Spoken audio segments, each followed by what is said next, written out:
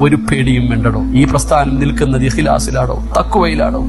ആരൊക്കെ തകർക്കാൻ നോക്കിയാലും തകരൂലടോ. നമ്മുടെ പണ്ഡിതന്മാർ, നമ്മുടെ നേതൃത്വങ്ങൾ കാണുമ്പോ കൊതി തോന്നാറുണ്ടോ. ഞാൻ വലിയ അത്ഭുതത്തോടെ ചിന്തിച്ചു, പടച്ചവനെ, മഹാനായ ജിഫ്രി തങ്ങളുടെ കയ്യിലിരുന്ന മൊബൈൽ ഞാനിങ്ങനെ നോക്കുന്നുണ്ട്.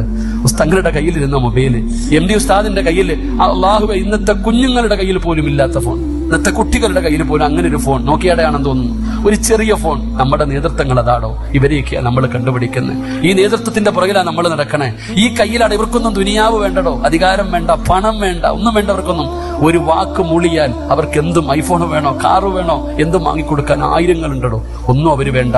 ഈ പ്രസ്ഥാനം നിൽക്കുന്നത് ഇഖ്ലാസിലാണോ, തഖ്വയിലാണോ? ഈ ഉമ്മത്ത്, ഈ സമസ്ത എന്ന് പറയുന്ന പ്രസ്ഥാനം വളരുന്നത് തഖ്വയിൽ. ആരൊക്കെ തകർക്കാൻ നോക്കിയാലും തകരൂലടോ. ഈ ബാംഗ്ലൂരിൽ വെച്ച് സമ്മേളനം നടന്നു. എവിടുന്നാടോ ജനം വന്നേ? എവിടുന്നാ വന്നേ? അതാ സമസ്ത വിളിച്ചാൽ ഏതെങ്കിലും കൊടും വനത്തിലാണെങ്കിലും വരും. അതാണ് അൽഹംദുലില്ലാ.